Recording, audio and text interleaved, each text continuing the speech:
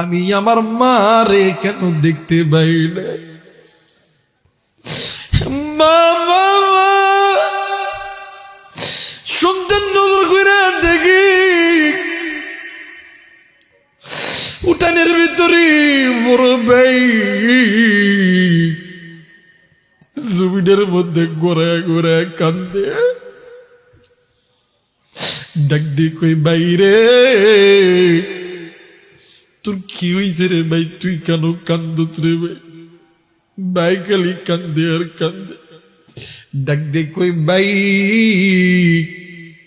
এই জায়গার ভিতরে খালারে দেখলাম, খালুরে দেখলাম, কত মানুষ দেখলাম, আমার মা কই গেছে রে ভাইয়া?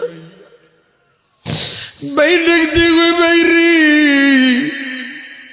আমাদের মা অনেক দূর চলে গেছে, অনেক দূর, বহু দূর, অনেক দূর, বহু দূর। আমাদের মা জীবনে কোনো দিন আর আমাদেরকে মা কুয়া ডাক দিব না।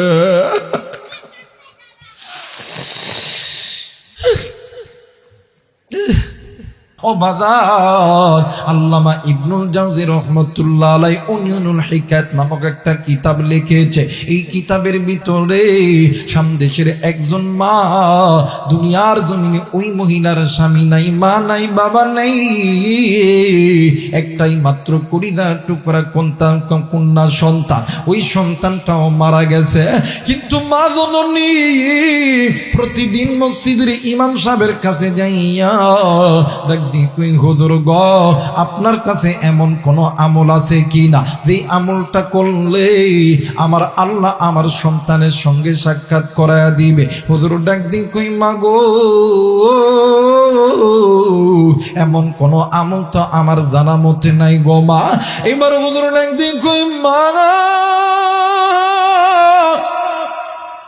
ও গো মা, এইরকম আমল আমার কাছে জানা মতে নাই, কিন্তু মাগো এই জামানার ভিতরে বড় একজন আলেম আছে, একজন শাইখুল হাদিস আছে, তার নাম হইল হাসান বসরি রহমাতুল্লাহ আলাইহি। ও গো মা, আপনি ওই আল্লাহর বান্দার কাছে চলে যান, কোনো না কোনো সমাধান দিয়ে দিবে। ডাক দিয়ে কই হুজুর, ওই আল্লাহর বান্দার বাড়ি কত দূরে? ডাক দিয়ে কই মা গো, আমার এই মসজিদ থেকে আপনি 12 থেকে 13 কিলোমিটার রাস্তা সোজা যাবে, যাওয়ার পর ডান দিকে একটা সামান্য একটু ভাঙ্গা চোরা রাস্তা দেখবেন, একটা ঝুপড়ির ভিতরে দেখবেন ছোট্ট একটা বাড়ি, ওই বাড়িটা হইল আল্লাহর বান্দার।